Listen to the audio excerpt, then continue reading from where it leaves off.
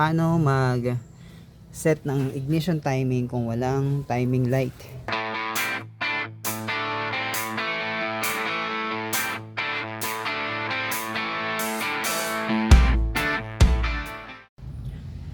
Ayan. So una, kailangan natin siyang iset sa tamang degrees.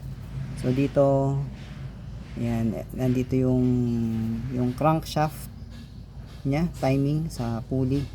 So ayan, so dalawa yung marking dyan, isang 0, isang 10. Ayan. So yung 0, itatapat siya dyan kapag maglalagay ng timing belt. Kailangan nakaset siya sa 0, sa top dead center. Kapag ignition timing naman, ayan, kailangan nakaset siya sa 10. Ayan. So yan siya.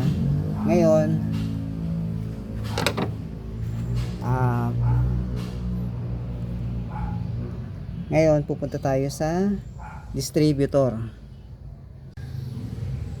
Ayan, so dito naman sa distributor, kailangan magkatapat yung signal rotor tsaka yung pickup coil. So dito, ito yung pickup coil.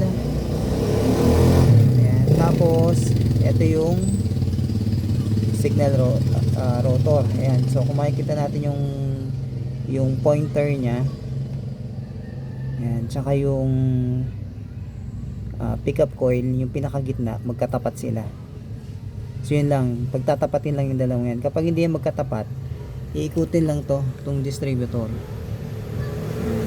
Luluwagan itong tornilyo dito sa harap, saka dito sa likod. Ito.